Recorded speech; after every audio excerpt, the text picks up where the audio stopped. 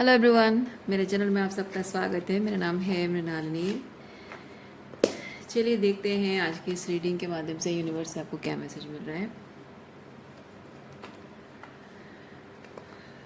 आप इस रीडिंग को ग्रैटिट्यूड के साथ, अनकंडीशनल लव के साथ एंड सरेंडर के साथ देखिए और आपके लिए गाइडेंस है, क्लैरिटी या कंफर्मेशन है, जैसे भी आपको रेजोनेट करता है उस हिसाब से लीजिए और जितना आपको रेजोनेट करता है बस उतना ही लीजिए, ठीक है। और बाकी लोगों के लिए छोड़ दीजिए।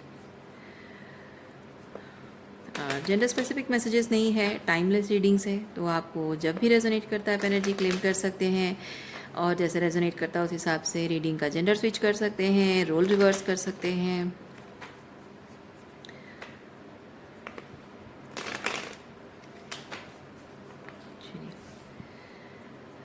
एक और शफलिंग, एक और एक आखिरी टाइम और देखते हैं। ओके, देखते हैं आपके लिए क्या मैसेज है।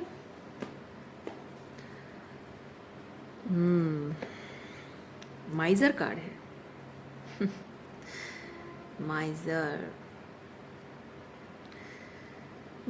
होल्डिंग बैक जो आपके पास कुछ है पर आप देना नहीं चाहते हो, वैसी एनर्जी है। अभी आपकी एनर्जी है या किसी पर्सन से डील कर रहे हो, उनकी एनर्जी हो सकती है। चलिए देखते हैं किस तरह से होल्ड बैक किया जा रहा है और क्या होल्ड बैक किया जा रहा है।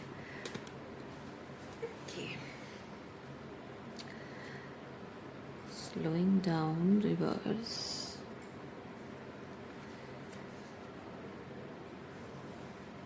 ओ, commitments and efforts hold back किया जा रहा है। वादे जो किए गए थे उन वादों को अधूरा छोड़ के कोई अपने आप को इस रिश्ते से दूर कर रहा है, मतलब खुद दूर जा रहा है। अगर दूर जा भी नहीं रहा है तो भी वो थोड़ा सा एनर्जी होल्ड बैक करना, डिस्टेंट हो जाना। अब ये किस तरह से है देखते हैं। डेक उल्टा है क्या? ओ यस, डेक उल्टा है। नहीं, डेक में कुछ कार्ड्स अपराइट रिवर्स में है। चलिए कोई बात नहीं।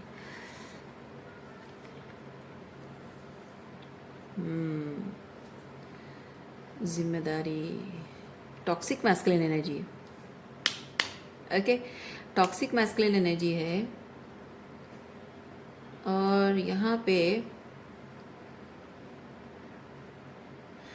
मैं फील कर रही हूँ कि कोई अपनी टॉक्सिक मैस्कुलिन एटीट्यूड जो है ना वो छोड़ना नहीं चाहता है। आपके साथ रिलेशनशिप को बचाए रखने की उसकी अपनी एक भी कोशिश नहीं की है और उसके साथ रिलेशनशिप को आपने एंड कर दिया उस वजह से। लेकिन मैं ये भी फील कर रही हूँ कि आपका ये जो पर्सन है ये शायद आपको ये सिमिलर चीज़ आपको ब्लेम कर रहा है, क्योंकि इस रिश्ते को निभाने का जो रिस्पॉन्सिबिलिटी वो सोल्ली आपके हाथ में था और आपने शायद इस पर्सन को, मतलब जाहिर सी बात है एक रिलेशनशिप है, मतलब दोनों की तरफ से एक वादा जो कि बिना कहे एक वादा होता है ना, बिना कहे एक वादा होता है। लेकिन इस पर्सन की तरफ से आपको वो वादा निभता हुआ कभी दिखा नहीं है, लेकिन आपकी तरफ से हमेशा आप रिश्ता निभाते रहे हो। लेकिन आपने जब ये रिलेशनशिप तोड़ा है तो उसकी वजह से तोड़ा है, उसने नहीं निभाया इसलिए तोड़ा है। लेकिन ये इंसान आपको ब्लेम करता है कि आप वादा तोड़ के चले गए हो, रिलेशनशिप कमिटमेंट तोड़ के चले गए हो। हाँ,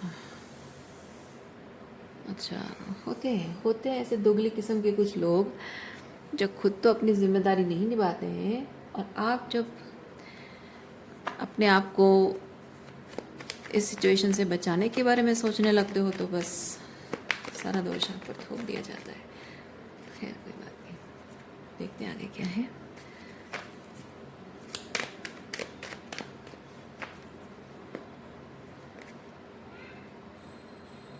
हाँ, इस रिलेशनशिप को निभाने के लिए जो भी मेहनत, एफर्ट्स, वो एफर्ट्स दोनों तरफ से लगनी चाहिए। लेकिन एफर्ट्स कोई नहीं दे रहा है। आप नहीं दे रहे हो इसलिए क्योंकि आप सामने वाले से वो एफर्ट्स नहीं देख रहे हो, और वो नहीं दे रहा है इसलिए क्योंकि उसको आदत है कि हमेशा आप एफर्ट्स डालते हो, उसे ज़रूरत नहीं पड़ती है।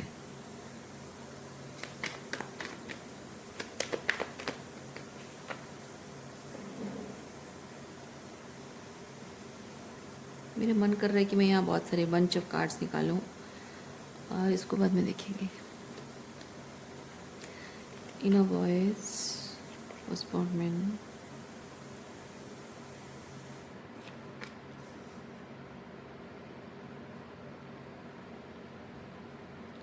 अंतर्मन कहता है कुछ, लेकिन अंतर्मन कहता है कुछ, बाहर दिख रहा है कुछ, और दोनों में से किस बात पर यकीन करूं, और उस बेसिस पे मैं लोगों को जानूं, समझूं, यकीन करूं कि कौन कैसा है, ये सोच विचार में कोई लगा हुआ है।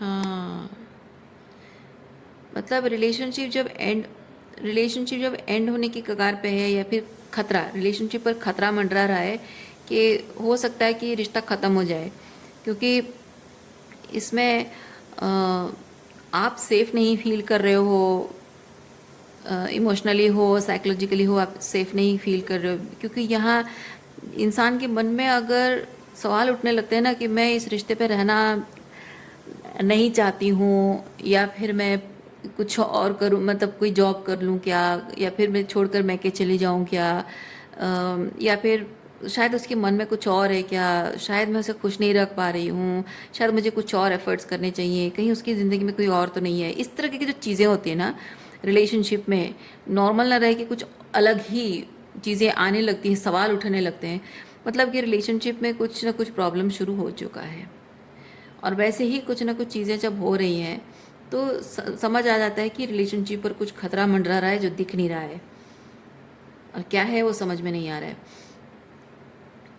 और उस टाइम पे आप अपने रिलेशनशिप को लेकर बहुत सीरियस रहे हो, लेकिन आप एग्जैक्टली वही चीज़ अपने पर्सन में नहीं देख पा रहे हो कि आपका रिलेशनशिप एक खतरे की घंटी बज रही है, रिलेशनशिप एंड होने के ऐसे स्टेज पर है, या आप कुछ ना कुछ ऐसा, आप एक बहुत ही विद दिस ट्रांसफॉर्मेशन शायद इस रिश्ते को हमेशा हमेशा के लिए ख़त्म करने का डिसीजन ले रहे हो, कहीं छोड़कर, सब कुछ छोड़ छाड़ कर कहीं जा रहे हो, कुछ कुछ ऐसा जो कि बहुत ही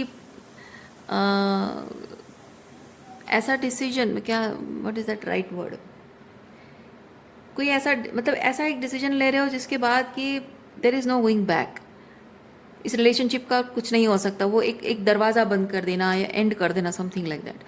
तो वो ऐसा कुछ ऐसे डिसीजन लेने की स्टेज पर आप हैं, ये डेथ कार्ड मुझे वो चीज़ बताता है। या फिर कुछ ऐसा एक्शन आपने लिया है या लेने वाले हैं। लेने वाले का तो सामने वाले जो टॉक्सिक लोग जो होता है ना, उनको ये चीज़ लगता है कि हाँ ये सिर्फ कहने को कह रही है, नाराज़ है, पर ऐसा कुछ नहीं करेगी। आप अगर कह भी दोगे कि देखो मैं घर छोड़ के चली जाऊंगी, तुम ऐसा ऐसा कर रहे हो मेरे साथ, मैं जा रही हूँ मैं के, तो भी मजाक में चीज़ों को लेंगे, अरे छोड़ो यार, तुम हमेशा हर बात पे तुम नाराज़ होती रहती हो, रोना धोना करती रहती हो, अब से ये क्या नया ड्रामा लगा रखा है, इस तरह की बातें बोल के वो अवॉइड कर लेते हैं। लेकिन जब आप एक्चुअली में चले जाते हो घर छोड़ के, एक्चुअली में आप दिखते नहीं हो घर में, या मतलब अगर शादी भी नहीं है तो भी मिलने नहीं आ रहे हो, कॉल्स रिसीव नहीं कर, मतलब कॉल रिसीव नहीं कर रहे हो, इस तरह की चीज़ें होने लगती हैं, कोई रिप्लाई नहीं, कुछ नहीं, महीनों दिनों तक एक्सक्यूज मी दिनों महीनों तक कोई बातचीत नहीं हो पा रही है। और अगर आप शादीशुदा भी हैं, अपने पार्टनर को छोड़कर आप लिटरली अपने मैके चले गए हो, और आप जहाँ 10-15 दिन के लिए जाते हो या महीने 2 महीने के लिए जाते हो सकता है कि बहुत लंबा टाइम हो चुका है, वापस नहीं आ रहे हो, तो ये इस तरह की चीज़ें वो देख रहे हैं, और देख कर भी वो इग्नोर करते जा रहे हैं, उनको कोई फ़र्क नहीं पड़ रहा है। ये आपको आपसे बात करने की कोशिश नहीं कर रहे हैं, मनाने की कोशिश नहीं कर रहे हैं, या समझने की कोशिश भी नहीं कर रहे हैं कि आखिर हुआ क्या है। मतलब वो इतना एक होता है ना कि मैं एक बार बात तो करके देखूं आखिर हुआ क्या है ना। तो उस तरह की कोई कोशिश भी किसी की नहीं हो रही है। तो आपको यहाँ दिख रहा है। इवन इफ कभी कभी ऐसा होता है ना कि अगर सामने वाला आकर कुछ कुछ लोग ऐसे होते हैं जिनको लगता है कि उनसे कभी कोई गलती हो ही नहीं सकती है, और वो लोग सोचते हैं कि हाँ मुझसे कभी मैंने क्या कभी करी, क्या मैंने सब कुछ तो दिया, सब कुछ किया मैंने इसके लिए, तो इसका इस तरह से चले आना बेवकूफ़ी है, स्टुपिडिटी, चाइल्डिश एक्टिविटी है। तो वो बजाय आपको मनाने के, बजाय उस बात पर कॉन्टेम्पलेट करने के कि आज तक कभी इस इंसान ने ऐसा किया नहीं और आज अचानक से इस तरह से इतना बड़ा डिसीजन ले लिया है, तो ज़रूर कोई बात सीरियस होगी, तो मैं थोड़ा सोचूं, विचार करूं कि मुझसे क्या गलती हो रही। इस तरह की चीज़ें नहीं होती है। बस लोगों को ये चीज़ लगता है कि हाँ ये सब बेकार की बातें करके अपना टाइम, मेरा टाइम बर्बाद कर रहे हो। तो वो समथिंग लाइक दैट। क्योंकि यहाँ मैं देख रही हूँ आप रिलेशनशिप को लेकर जैसे हमेशा सीरियस रहते हो, अपने पार्टनर के मन को लेकर सीरियस रहते हो कि वो हमेशा खुश रहे, मेक श्योर कि वो दुखी ना हो या आपकी वजह से रिश्ता ना टूटे। वो सीरियसनेस जो आपके अंदर है ना, वो उनके अंदर नहीं है। मैं इसीलिए ये कुछ एग्जांपल्स आपको दे रही हूँ। तो कुछ और चीज़ें भी हो सकती हैं।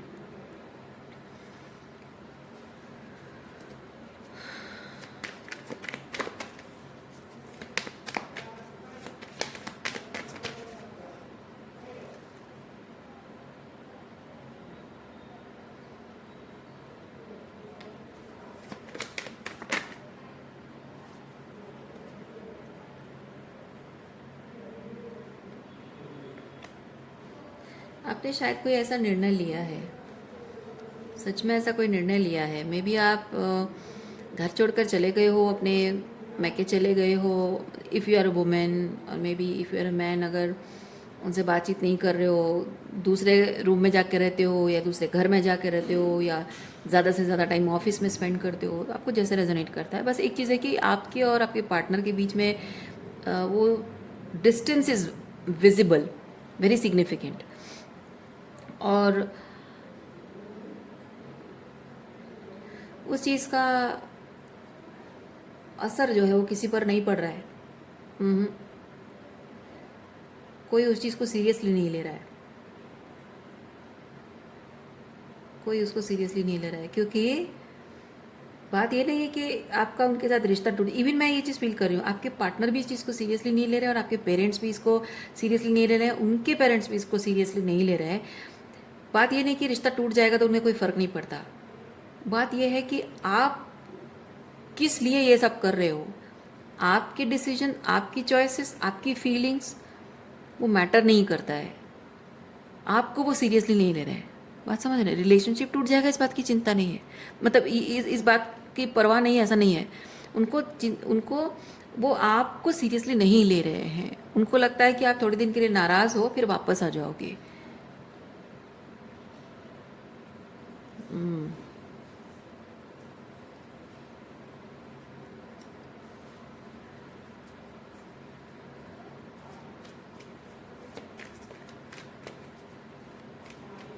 अच्छा, यहाँ पे और एक चीज़ मैं फील कर रही हूँ, जबकि यहाँ पे ये नंबर 3 की एनर्जी है, यहाँ नंबर 2 है, ऊपर से यहाँ ये toxicity, narcissist card, toxicity card है।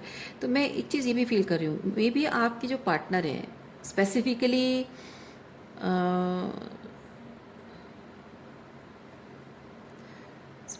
If you are a women, आपकी जो हस्बैंड है उनको ये चीज़ लगता है कि आप उनके, क्योंकि ये नंबर 3 है, तो उनको ये लगता है कि आप उनके पेरेंट्स के साथ उनका रिश्ता ख़त्म करना चाहते हो। आप चाहते हो कि आप अगर फैमिली हो तो आप और आपके पार्टनर, और अगर ज़्यादा से ज़्यादा बच्चे भी अगर हैं तो वो फैमिली होनी चाहिए। उनके पेरेंट्स इन्वॉल्व नहीं होने चाहिए, उनके भाई बहन इन्वॉल्व नहीं होने चाहिए। आप ऐसा चाहते हो, ऐसा आपके पार्टनर को लगता है, और शायद इसीलिए उनके माता पिता के साथ उनका रिश्ता तोड़ना चाहते हो, इसलिए आप चले गए हो। और जब आप वो रिश्ता तोड़ देंगे तब आप वापस आओगे, ऐसे आपका इंटेंशन है, वो सोच रहे हैं। और इसलिए उनको लगता है कि आपका इस तरह से घर छोड़कर चले जाना वो कोई जस्टिफिकेशन नहीं रखता है, फालतू रीज़न है। बेवजह है, पर इस चीज़ पर वो सीरियसली सोचने की कोशिश नहीं कर रहे हैं, समझने की कोशिश नहीं कर रहे हैं कि इतने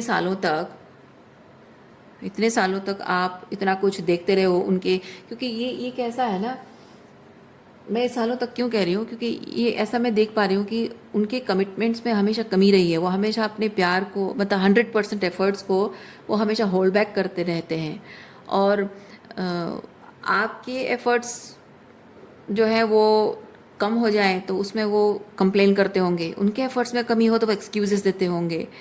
और ये सालों से आप देखते आ रहे हो, लेकिन देखने के बावजूद भी आप चुप रहते हो। तकलीफ होती है आपको, लेकिन आप इन्हीं हाव निभाते रहते हो।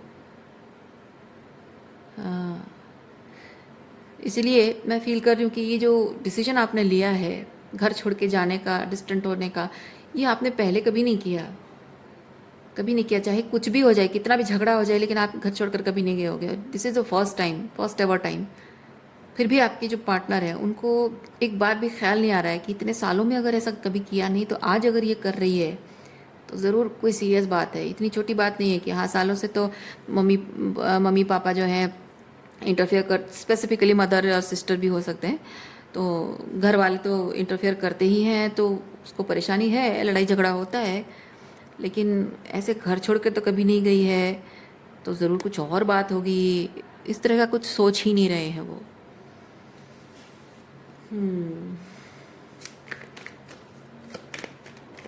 एक चीज़ क्या होता है पता है, एक चीज़ होता है कि लोगों के दिमाग में जब एक बात बैठ जाती है ना कि बस इसको डेफिनेटली इसको चाहिए कि उसके साथ उसका हस्बैंड रहे और उसके अब ससुराल वालों को नहीं चाहिए।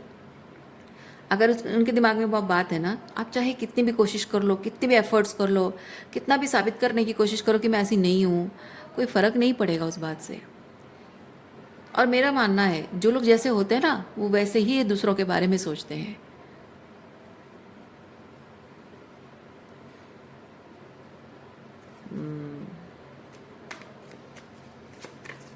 तो लोगों को जो सुनना होता है, जो समझना होता है, वो वही समझते हैं और सुनते हैं। आपके कुछ कहने से जिनको समझने की इच्छा, दूसरों के पर्सपेक्टिव को समझने की इच्छा नहीं होती है, उनकी चाहे आप कितना भी चिल्ला लो, समझा लो, जस्टिफिकेशन दे दो, प्रूफ कर दो, कोई फ़ायदा नहीं है। और ये इसी तरह के लोग हैं। देखिए, आपकी छवि बहुत ख़राब कर रखी है इन लोगों ने, आपकी इमेज बहुत ख़राब कर रखी है कि आप बहुत सेल्फ सेंटर हो, गुस्से वाले हो, स्वार्थी। हाँ, स्पेसिफिकली स्वार्थी। मतलब वो जो बदमाश किस्म के लोग नहीं होते हैं, मीठी मीठी बातें करते हैं, प्यार भरी बातें करके, रिझा कर, मैनिपुलेट करके अपनी मतलब वो कहते कुछ हैं और इंटेंशन उसके पीछे कुछ और होता है। उनकी मीठी बातों में आकर आप कुछ ऐसा कर दोगे जो कि उनके फ़ायदे का कुछ और चीज़ होगा, है ना। वो आपको इस तरह से समझते हैं। हाँ, मतलब आप कह कुछ रहे हो लेकिन इंटेंशन आपका कुछ और है, करना कुछ और चाहते हो। सेल्फ सेंटर समझते हैं आपको, ज़िद्दी, अड़ियल, ईगोटिस्टिक, लड़ाकू, इस तरह के विचार उनके हैं आपके प्रति। घर तोड़ने वाली, सुपरफिशियल लाइफ जीने वाली। स्पेसिफिक महिलाओं के लिए नहीं है, मैं सिर्फ एनर्जी बता रही हूँ क्योंकि ये फेमिनिन एनर्जी है, इसलिए मैं बता रही हूँ। आप अगर मेल हैं तो भी ये एनर्जी आपको किस तरह से रेजोनेट करता है आप देखिए। क्योंकि when it comes to family and relationship, man के साथ कैसा अब्यूज़ होता है मुझे नहीं पता है, जाहिर सी बात है, I am not a man. और दूसरी बात यह है कि मैंने कभी किसी मैन को अब्यूज़ होते हुए देखा नहीं है मेरी ज़िंदगी में, सिर्फ मैन को अब्यूज़ करते हुए देखा है। तो जाहिर सी बात है मुझे नहीं पता। और मैं क्यों कोई टीवी सीरियल और कहानियों को लेकर मैं क्यों बताऊं। मुझे जो इंट्यूटिवली फील होगा मैं वही मैसेजेस बता रही हूँ। आपको जैसा रेजोनेट करता है लीजिए। If you are a man, energy बस आप समझिए, आपको समझ में आ रहा है उतना काफ़ी है।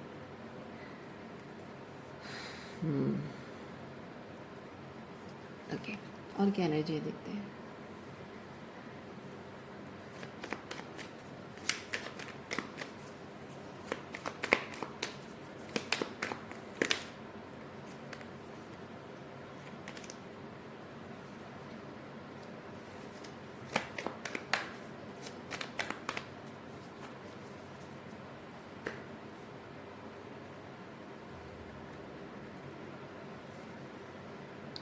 Through new vision.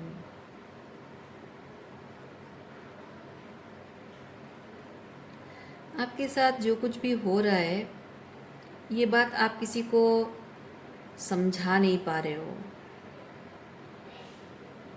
समझाने, ओ आई सी, अच्छा अच्छा, आपके आपके ये पार्टनर है या घर वाले जो भी हैं, ये लोग अगर आपको पूछते भी होंगे ना, तो आखिर हुआ क्या है तुम्हारे और उसके बीच, तुम्हारे और तुम्हारे स्पाउस के बीच हुआ क्या है, क्या प्रॉब्लम है, हम कैसे सोल्यूशन निकाल सकते हैं, क्या कर सकते हैं, तो आप उनको अपना पर्सपेक्टिव नहीं समझा पाते हो।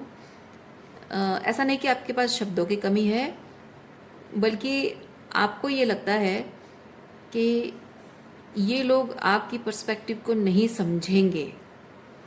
वो समझना चाहते हैं लेकिन वो समझ नहीं पाएंगे, क्योंकि क्योंकि ये जो लोग हैं ना, ये सिर्फ लॉजिक को समझते हैं। आप कैसा फील करते हो, जो जो बिट्रेयल, जो टॉक्सिसिटी आपके साथ हुई है, उससे साइकोलॉजिकल एंड इमोशनल डैमेज जो आपके हुए हैं, उस बारे में उनको,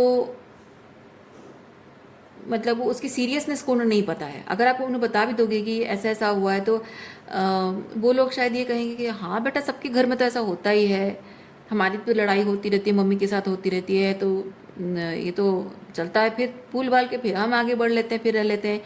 लेकिन वो ये नहीं समझ पाते हैं कि उस लड़ाई झगड़ा में जब किसी को कुछ कहा जाता है, किसी के स्वाभिमान को ठेस पहुंचाई जाती है, किसी की भावनाओं को, किसी के मन की गहराइयों में उसके डर को ट्रिगर किया जाता है, इस चीज़ से उसके मन में जो डर बैठ जाता है, और वो डर को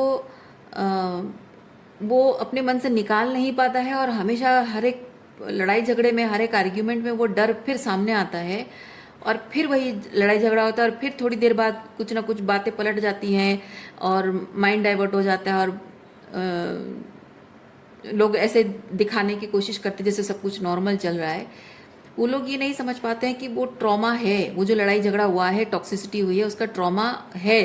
वो भले ही इंसान अपने मन की गहराइयों में उसे दबा कर छुपा के रख रहा है और उसको इग्नोर करने की कोशिश कर रहा है, लेकिन उसको अंदर ही अंदर, उसको सबकॉन्शियसली वो फियर जो है, ट्रॉमा जो है, वो इतना इफेक्टिव होता है कि इंसान के शरीर में वो इफ़ेक्ट करने लगता है, उसकी नर्वस सिस्टम को बिगाड़ देता है। इसीलिए लोगों की जो बीमारियां होती हैं, कैंसर हो गया या फिर कुछ और बीमारियां हो जाती है, क्यों है? क्योंकि वो साइकोलॉजिकली वो जो ट्रॉमा है, वो धीरे धीरे आपकी नर्वस सिस्टम को इफ़ेक्ट कर रहा है, और नर्वस सिस्टम से वो धीरे धीरे आपके डीएनए चेंज हो रहा है, और आपके बॉडी उसको उस तरह से रिएक्ट कर रही है, तो पूरा सिस्टम ही बिगड़ जाता है। ठीक है, और लोग फिर उसके बाद डॉक्टर के पास जाओ तो डॉक्टर कहने लगता है आप थोड़ा सा कम स्ट्रेस लीजिए।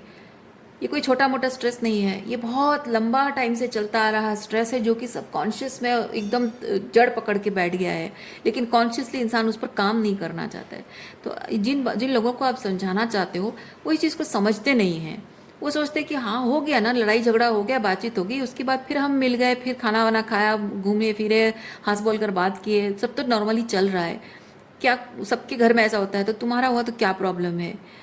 पर ये लोग नहीं समझ पाते हैं उसका वो जो डैमेज, जो लॉन्ग टर्म डैमेज जो होता है, रूट में जाके डैमेज क्रिएट करता है, उस डैमेज के बारे में ये लोग नहीं समझ पाते हैं। वो होता है, उनकी लाइफ में भी हो रहा है, आपकी लाइफ में भी हो रहा है, लेकिन वो उस चीज़ को समझ नहीं पाते हैं, और वो बीमारी को एक ऑर्डिनरी, बस सिर्फ एक बीमारी है, बल्कि दवाई खाते रहते हैं और सिम्टम्स को सप्रेस करते रहते हैं। लेकिन आप उसको अपने नर्वस सिस्टम में बहुत डीपली महसूस कर पा रहे हो, जबकि आप इंट्यूटिव है, सेंसिटिविटी आपके अंदर ज़्यादा है, क्लियर सेंटेंट एनर्जी है, और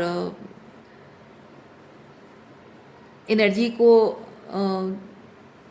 मतलब वो समझने की कि क्या हो रहा है, उसको समझने की हायर लेवल ऑफ कॉन्शियसनेस आपके अंदर है। तो इसी चीज़ की वजह से आप इस चीज़ को बहुत डीपली महसूस करते हो, इसलिए सीरियसली लेते हो। वो लोग उतने डीपली महसूस नहीं कर पाते हैं, इसलिए सीरियसली नहीं लेते हैं, पर उसका असर उनके जीवन पर भी पड़ता है। That is the difference. इसीलिए आप उनको अगर समझाओ भी ना, तो भी आपकी बात को वो सीरियसली नहीं लेते हैं और समझ नहीं पाएंगे। उनको लगता है कि आप बस छोटी मोटी बातों को लेकर ये तो रोज़मर्रा की ज़िंदगी में होती रहती है और इस चीज़ को लेकर आप ओवर इमोशनल हो रहे हो, ऐसा उनको लगता है। इसीलिए शायद आप सोचते हो कि छोड़ो यार, इनको समझाने का कोई मतलब नहीं है, और इसलिए आपने एक्सप्लेनेशन देना, समझाना छोड़ दिया है।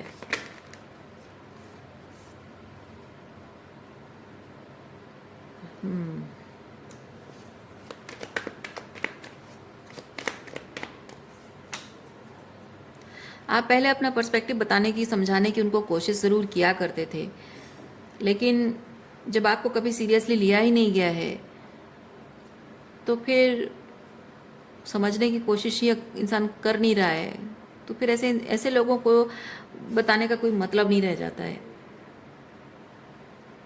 क्योंकि एक चीज़ है ना कि आप अगर कुछ कहना चाह रहे हो, आप अपनी कोई बात जो कह रहे हो, आप कोई ऐसे हंसी मजाक वाली बात नहीं कर रहे हो, कोई बात सीरियसली कह रहे हो, आप गुस्सा हो या नाराज़ हो, दुखी हो, डिसअपॉइंटेड हो, अपसेट हो, रो रहे हो, इस तरह की एनर्जी में जब आप किसी को कुछ कह रहे हो, यानी कि वो भले ही वो बात नहीं समझ रहा है कि आप कहना क्या चाह रहे हो, लेकिन आपके बोलने के तरीके से उसको इतना तो समझ में आ रहा है कि ये चीज़ कुछ ना कुछ आपको ख़राब कर रहा है, आपको हर्ट कर रहा है, आपको तकलीफ दे रहा है।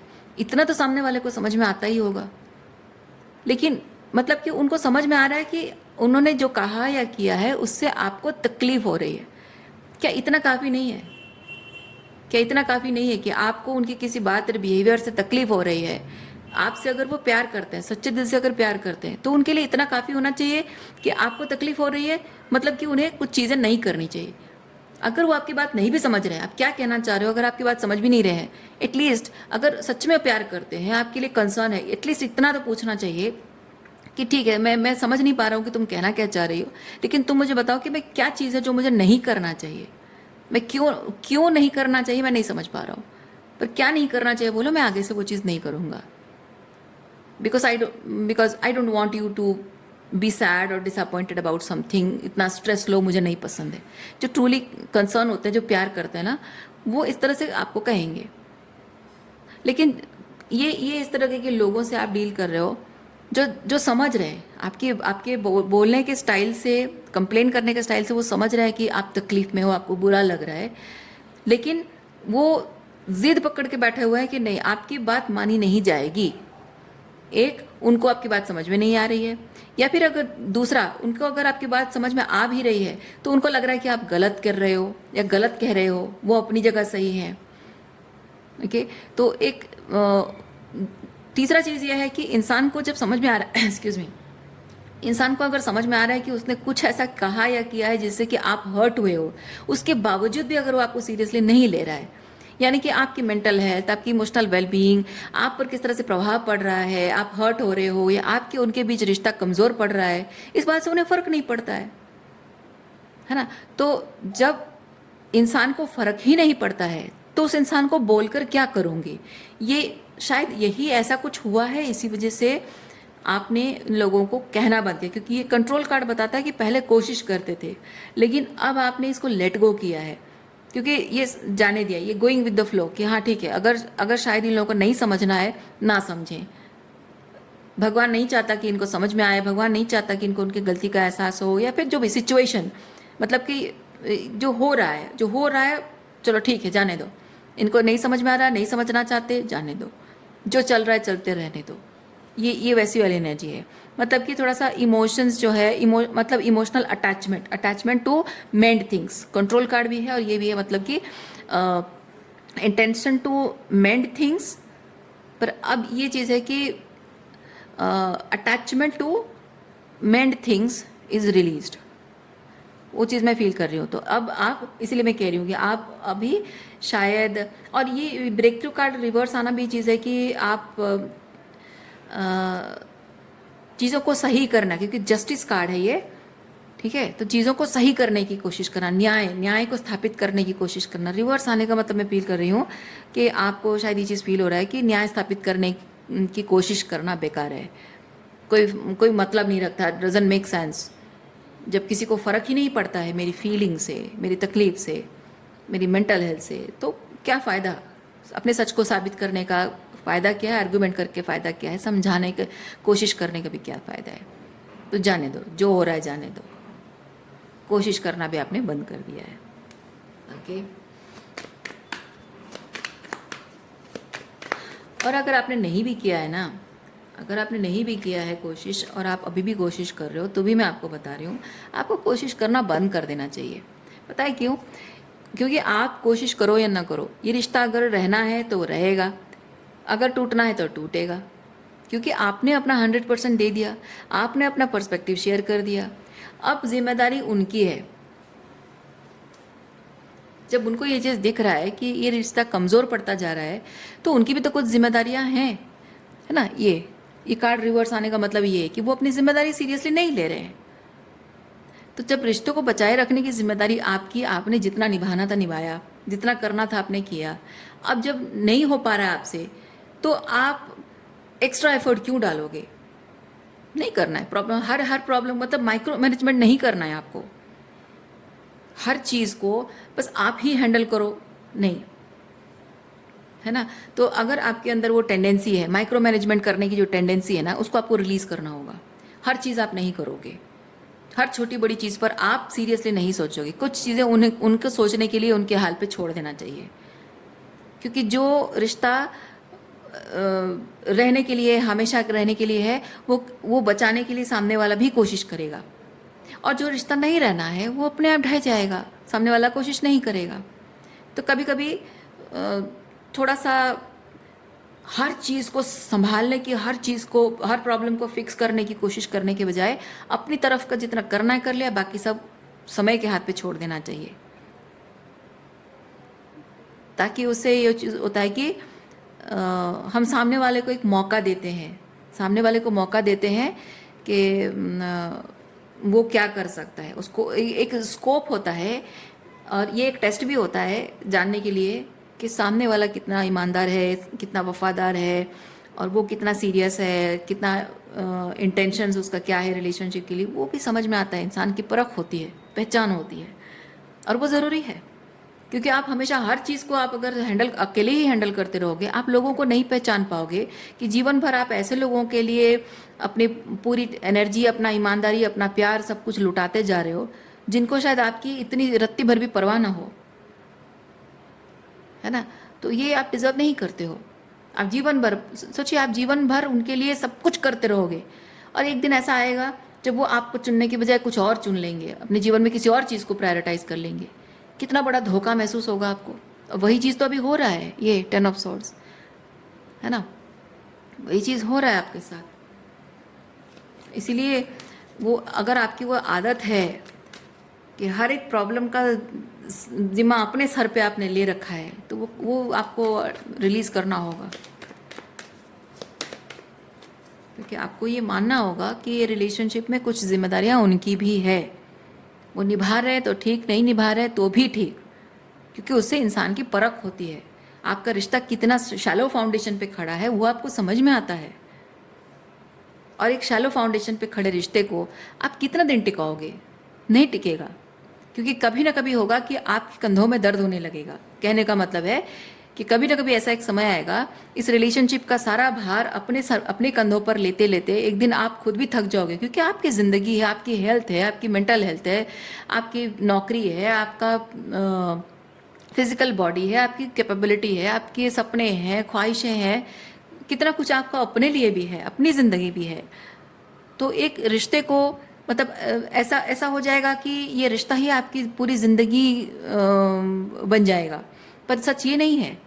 ये रिश्ता आपकी ज़िंदगी का पार्ट है। आपकी पूरी ज़िंदगी इस रिश्ते के अराउंड रिवॉल्व नहीं करनी चाहिए, जो कि अभी हो रही है। और यही यूनिवर्स आपको ये बताना चाहता है कि आपकी पूरी ज़िंदगी इस रिश्ते के अराउंड रिवॉल्व नहीं होनी चाहिए। आपकी ज़िंदगी है और ज़िंदगी का एक हिस्सा है ये रिश्ता।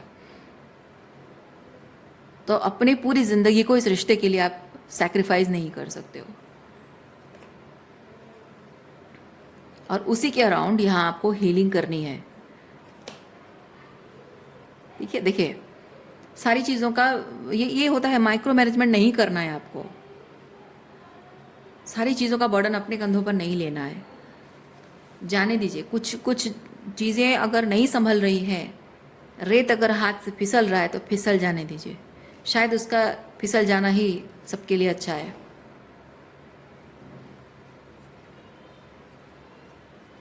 सो रीडिंग मैं यहीं पर रखती हूँ। उम्मीद करती हूँ इस रीडिंग से आपको कुछ क्लैरिटी मिली हो। मैं आपको नेक्स्ट रीडिंग में मिलते, अपना ख्याल रखिए, खुश रहिए, बाय।